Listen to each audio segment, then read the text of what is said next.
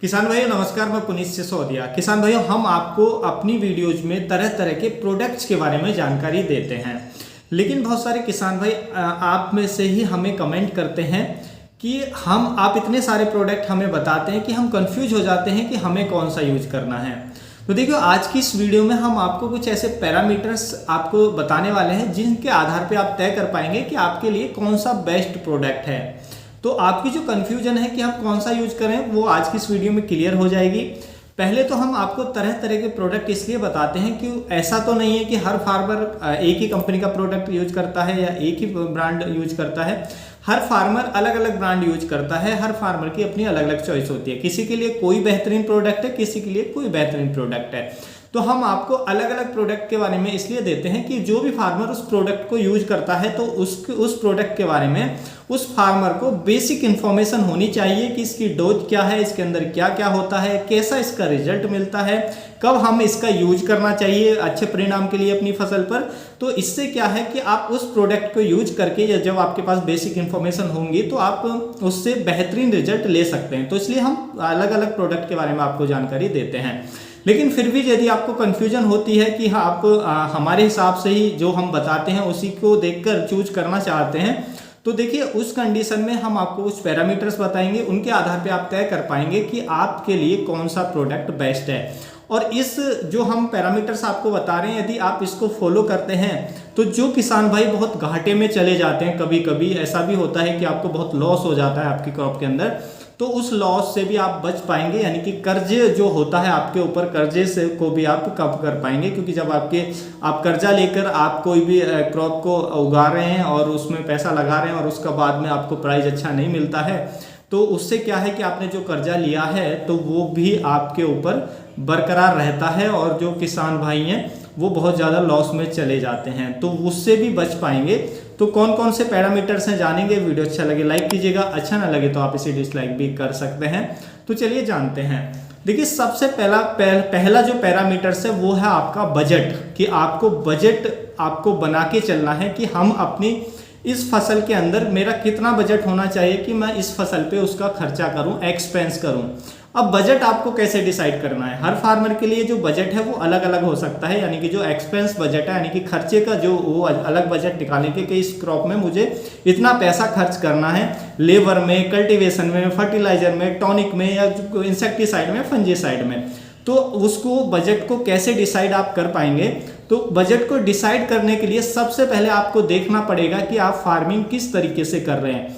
देखिए, बहुत सारे किसान भाई हैं जो स्मार्ट फार्मिंग करते हैं, अच्छे तरीके से खेती करते हैं, यानी कि स्मार्ट तरीके से खेती करते हैं। बहुत सारे किसान भाई हैं जो नॉर्मल तरीके से खेती करते हैं। यदि हम स्मार्ट फार्मिंग करते हैं तो उसमें जो हमें खर्चा जो है ज़्यादा करना पड़ता है। तो इसलिए काफ़ी ज़्यादा किसान भाई हैं जो नॉर्मल करते हैं, क्योंकि उनके पास इतना बजट नहीं होता है। मान लीजिए मैं तरबूज की खेती का उदाहरण लूँ। तरबूज की खेती यदि आप स्मार्ट तरीके से कर रहे हैं तो आप क्या करेंगे, नवंबर या दिसंबर में सोइंग कर देंगे।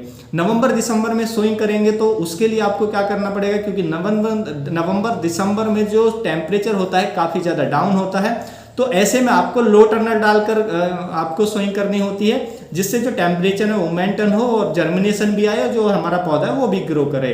तो ऐसे में यदि आप नवंबर दिसंबर में सोइंग करते हैं तो आपको लो टर्नर डालना होता है, उसमें आपका जो बजट है वो ज़्यादा होता है। लेकिन अब अगर आप इस तरीके से खेती कर रहे हैं या नवंबर दिसंबर में तरबूजा उगा रहे हैं तो वो आपका फरवरी एंड में या मार्च में स्टार्टिंग हो जाएगी, मार्केट में आप उसको लेकर पहुंच जाएंगे। तो उस टाइम पे जो मार्केट में तरबूजा नहीं होगा तो आपको जो उसका प्राइस है बहुत हाई मिलेगा। तो इसलिए आप उसको जल्दी उगाते हैं ताकि आप जल्दी मार्केट में लेकर पहुंचे और हमें प्राइस जो है वो हाई मिले। तो ऐसे किसान भाई अच्छे अच्छे प्रोडक्ट्स का यूज कर सकते हैं। यानी कि मैं टॉनिक्स की बात करूं तो ऐसे किसान भाई टॉनिक का उपयोग अपने फसलों पर करें। क्यों नहीं, क्योंकि जो टॉनिक होते हैं वो क्या करते हैं, क्रॉप को जल्दी से ग्रो करते हैं, तेजी से ग्रो होती है और मैच्योरिटी जल्दी आती है। तो आपकी जो प्रायोरिटी है वो वही है कि हमारे तरबूज की मैच्योरिटी जल्दी आए, तो उससे आपको उसका जो मुनाफा है वो भी आपको हाई मिलने वाला है। तो ऐसे किसानों के लिए, क्योंकि जितना जल्दी लेकर पहुंचेंगे उतना मुनाफा अच्छा मिलेगा, क्वालिटी वाला होगा तो उतना ही अच्छा आपका प्राइस मिलेगा। तो ऐसे किसानों के लिए ही जो टॉनिक है उनका उपयोग करना चाहिए ज़्यादा से ज़्यादा, यदि आप स्मार्ट फार्मिंग कर रहे हैं। यानी कि आपने ये आइडिया लगा लिया है कि जब हम लेके पहुंचेंगे तो वहाँ पे जो हमारा जो प्रोड्यूस है, जो उसका दाम है, हमें हाईएस्ट मिलेंगे यदि हम उस टाइम पे लेके पहुंचेंगे, तो आप टॉनिक यूज कर सकते हैं। टॉनिक कोई बेसिक नीड नहीं है हमारी क्रॉप की। ऐसा नहीं है कि हम टॉनिक नहीं देंगे तो हमारी फसल अच्छी नहीं होगी। टॉनिक का मतलब है हमें फास्ट उगाना है, जल्दी उगाना है। टॉनिक में जैसे आप बहुत सारे किसान भाई अमीनो एसिड्स देते हैं, प्रोटीन हो गया, या कोई अलग अलग तरीके के जो हार्मोन्स का हम स्प्रे करते हैं ग्रो करने के लिए, तो ये सब टॉनिक्स में आते हैं। तो टॉनिक की जो रिक्वायरमेंट है वो जरूरी नहीं कि हर फार्मर को देना चाहिए। तो जिसको आपको लग रहा है कि हमारी जो फसल है वो हाई रिटर्न हमें देने वाली है, तो ऐसे ही फार्मर ही टॉनिक का उपयोग कर रहे हैं। अदरवाइज आपको टॉनिक का उपयोग नहीं करना चाहिए।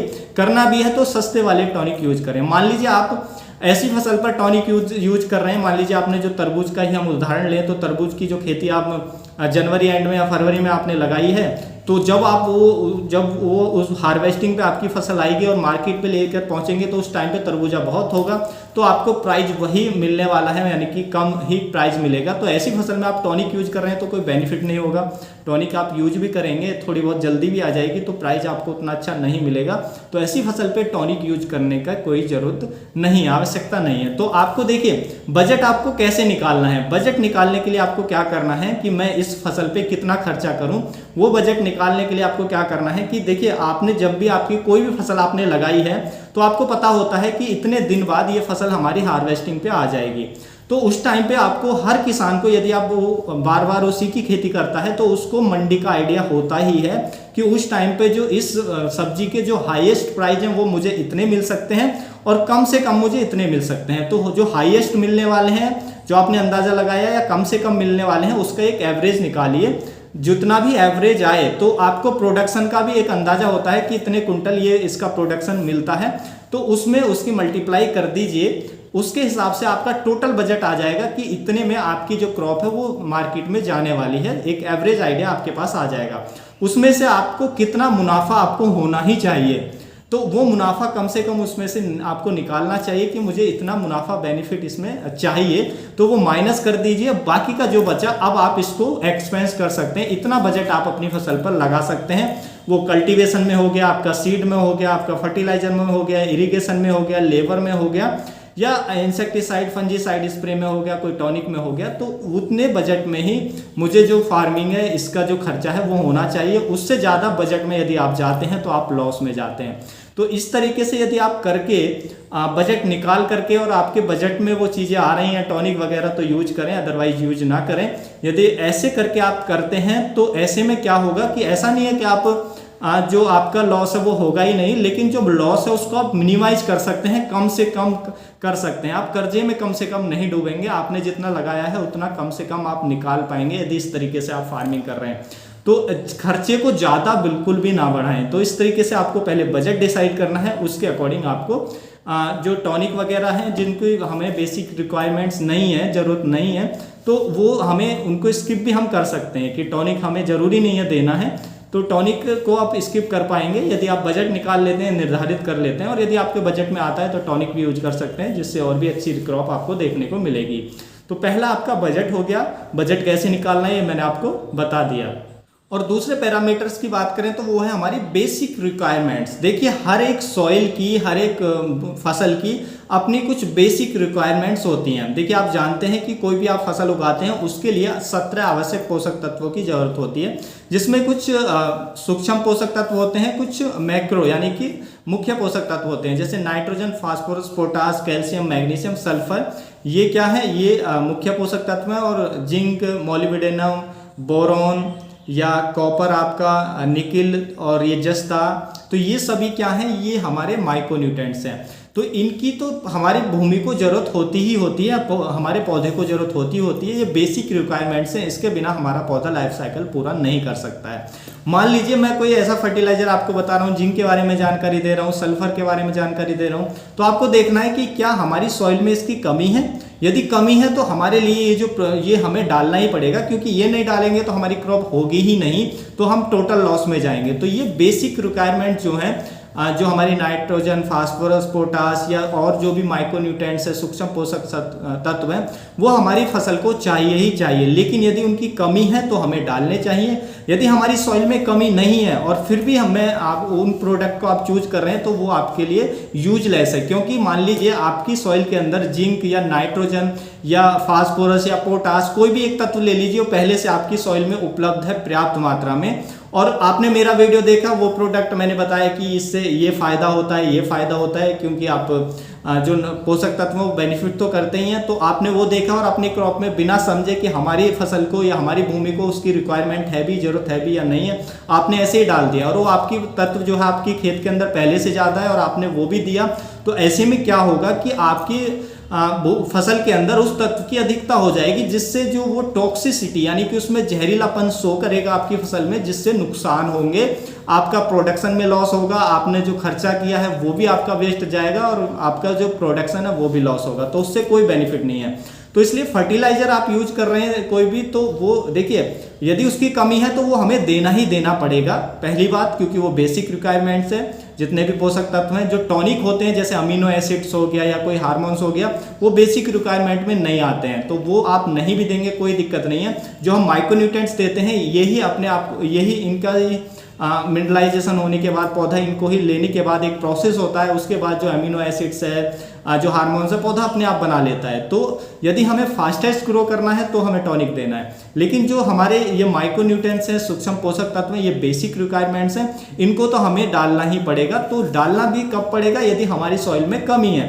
सॉइल में कमी नहीं है, और मैंने आपको सल्फर के बारे में जानकारी दी कि सल्फर कितना अच्छा होता है, या जिंक के बारे में जानकारी दी, जिंक भूमि के लिए कितना अच्छा है, हमारी फसलों को कितनी जरूरत है, जिंक से ग्रोथ अच्छी आती है, फल फूल अच्छे निकलते हैं। और मान लीजिए आपने जिंक दिया और आपकी सॉइल में पहले से जिंक ज़्यादा है, तो ऐसी कंडीशन में क्या होगा, जिंक की टॉक्सिसिटी आपकी क्रॉप में होगी और जिससे आपका प्रोडक्शन लॉस जाएगा। तो इसलिए आपको ये पता होना चाहिए कि आपकी बेसिक रिक्वायरमेंट्स क्या है। वो आप सॉइल टेस्ट करा सकते हैं, जैसे भी आपको हर किसी किसान को पता होता है हमारे सॉइल के अंदर किस चीज़ की कमी है। कुछ जो हमारे पौधे हैं, फसल है, वो भी कोई सिम्टम्स शो करते हैं, उसके आधार पर भी हम अंदाजा लगा लेते हैं। तो उस आधार पर यदि आपकी सॉइल में कमी है तो आपके लिए उसको डालना चाहिए, वो बेसिक रिक्वायरमेंट है, वो देना ही पड़ेगा। और यदि कमी नहीं है तो आपके लिए वो यूजलेस है, उसका आप उपयोग ना करें। तो ये भी आपको देखना है कि नंबर 2 की बेसिक रिक्वायरमेंट्स आपकी फसल की, आपकी क्रॉप की क्या है। उसके बाद आता है हमारा पॉइंट नंबर 3, वो है पैरामीटर की नेचर ऑफ सॉइल, कि आपकी सॉइल का नेचर कैसा है। ये भी डिसाइड करेगा कि आपको कौन सा फर्टिलाइजर यूज करना है। मान लीजिए आपकी सॉइल का नेचर एसिडिक है और आप ऐसे फर्टिलाइजर डाल रहे हैं जो हमारी सॉइल में जाने के बाद सॉइल को और ज़्यादा एसिडिक बनाते हैं, तो क्या वो फर्टिलाइजर आपके लिए बेनिफिशियल होगा? बिल्कुल नहीं होगा। तो आपको ये भी चेक करना है कि हम जो फर्टिलाइजर यूज कर रहे हैं, बेशक उसकी तत्व की कमी है, उसके अंदर जो भी पोषक तत्व है, नाइट्रोजन है, फास्फोरस है, उस तत्व की हमारी भूमि के अंदर कमी है, लेकिन वो इस फॉर्म में है कि वो हमारी सॉइल में जाएगा तो जो पीएच है उसको और डाउन करेगा, और हमारी सॉइल का पीएच पहले से कम है, तो वो जो प्रोडक्ट आपके लिए अच्छा नहीं है। तो हमें ऐसा चूज करना है जिसमें वो पोषक तत्व भी मिल जाए, और जो हमारी सॉइल का यदि पीएच कम है तो उसको बढ़ाने का काम करे, और ज़्यादा बढ़ा हुआ है तो उसको घटाने का काम करे। तो कुछ ऐसे प्रोडक्ट को भी आपको यूज करना है, वो डिसाइड करेगा नेचर ऑफ सॉइल, आपकी सॉइल का नेचर किस तरीके का है। तो तभी आपको उस प्रोडक्ट का यूज करना है अपनी सॉइल को समझकर। मान लीजिए आप ह्यूमिक एसिड का उपयोग करने जा रहे हैं अपनी सॉइल के अंदर, तो देखिए ह्यूमिक एसिड आपके लिए बेनिफिशियल भी है सॉइल में उपयोग करना या नहीं है। ह्यूमिक एसिड के कोई उसमें शक ही नहीं है कि ह्यूमिक एसिड के बेनिफिट ही बेनिफिट होते हैं, हम यूज करते हैं अपने खेतों के अंदर। लेकिन हो सकता है आप अपने खेतों के अंदर पहले से ही जो ऑर्गेनिक मैटर है, गोबर की खाद है, केंचुआ खाद है, वो डालते आ रहे हैं, तो आपकी सॉइल के अंदर ह्यूमिक एसिड पर्याप्त मात्रा में है, फुल्विक एसिड पर्याप्त मात्रा में है, सॉइल की कंडीशन अच्छी है, उसके बावजूद भी आप ह्यूमिक एसिड का उपयोग अपने खेतों में कर रहे हैं, तो वो आपके लिए यूजलेस है, उसका कोई उपयोग नहीं है। जो ह्यूमिक एसिड है वो ऐसे किसानों के लिए है कि जिनकी सॉइल में, जो अपनी सॉइल में कोई भी जो ऑर्गेनिक मैटर है वो नहीं डालते हैं, गोबर की खाद नहीं डाल रहे हैं, कोई हरी खाद का उपयोग नहीं कर रहे हैं, या केंचुआ खाद का उपयोग नहीं कर रहे हैं, तो ऐसे किसानों के लिए ह्यूमिक एसिड भूमि के अंदर डालना चाहिए, तो उनके लिए बेनिफिशियल है। तो आपका नेचर ऑफ सॉइल क्या है, सॉइल का जो नेचर है, सॉइल की जो प्रकृति है, मिट्टी की प्रकृति है, वो किस तरीके की है, तो उसकी कंडीशन क्या है, उसके आधार पर भी आप डिसाइड करें कि हमारे लिए कौन सा प्रोडक्ट अच्छा है। कौन सा प्रोडक्ट हमारे लिए अच्छा नहीं है। तो ये कुछ बेसिक रिक्वायरमेंट्स हैं, इनके आधार पर आप डिसाइड कर पाएंगे कि हमें क्या डालना चाहिए, कौन सा प्रोडक्ट हमारे लिए अच्छा है, कौन सा प्रोडक्ट अच्छा नहीं है।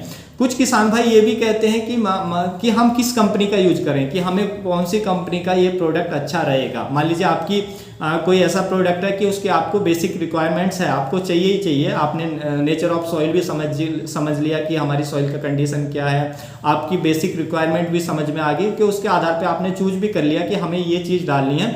तो अब आपके मन में सवाल आता है जो आप हमें कमेंट में भी देते हैं, वो क्वेश्चन जो है कमेंट में भी लिखकर आप पूछते हैं कि हम कौन सी कंपनी का लें।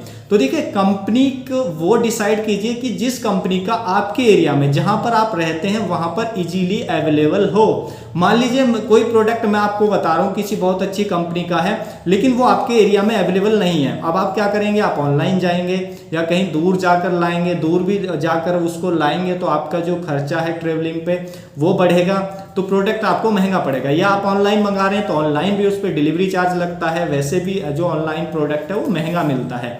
तो ऐसा प्रोडक्ट आपके लिए जो कॉस्टली हो जाएगा, तो आपको देखना है कि हमारे एरिया में जो हमारी कंपनी ट्रस्टेड है, जिसके हम प्रोडक्ट यूज करते आ रहे हैं, तो ऐसी कोई कंपनी है जिसका मैं यूज कर रहा हूँ, आप कोई ना कोई प्रोडक्ट तो यूज करते होंगे, जिस भी कंपनी के करते हैं तो उस कंपनी पे आपको भरोसा होगा। तो आप देखिए क्या उस कंपनी का वो जो प्रोडक्ट है, जो उसके अंदर पोषक तत्व या टेक्निकल है, उस कंपनी का वो अवेलेबल है या नहीं है। यदि उस कंपनी का अवेलेबल है तो वो यूज कीजिए, वो कंपनी का अवेलेबल नहीं है तो कोई और कंपनी देखिए जिसका अवेलेबल हो, और जिसका, क्योंकि वो कंपनी का अगर अवेलेबल होगा तो ऑफकोर्स उस कंपनी को जो प्रोडक्ट है वहाँ के जो आसपास के फार्मर है वो जरूर यूज करते होंगे। तो आप समझ जाए, आपको पता चल जाएगा उनसे कि हाँ इसके अच्छे रिजल्ट मिलते हैं, इस कंपनी अच्छी कंपनी है, ट्रस्टेड कंपनी है, तो आप उसका लें जो भी आपके पास आपके एरिया में अवेलेबल हो। तो ब्रांड वही अच्छा है जो आपके एरिया में अवेलेबल हो, आपको ज़्यादा कॉस्टली नहीं पड़ेगा और वो आपको रिजल्ट भी अच्छा देगा यदि उसमें सेम टेक्निकल है।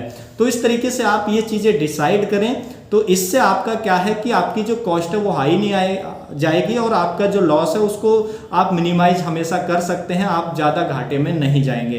तो उम्मीद है किसान भाइयों आज की जो वीडियो है आपको अच्छी लगी होगी। वीडियो अच्छी लगी तो इसको लाइक जरूर कीजिएगा, अच्छी न लगी तो इसको डिसलाइक भी आप कर सकते हैं, और ज़्यादा से ज़्यादा फार्मर के साथ इसे शेयर करिएगा ताकि हम उन तक भी इस जानकारी को पहुँचा सकें। मिलूंगा मैं आपको एक और नई वीडियो में नई जानकारी के साथ। आप अपना बहुत बहुत ख्याल रखिएगा। धन्यवाद।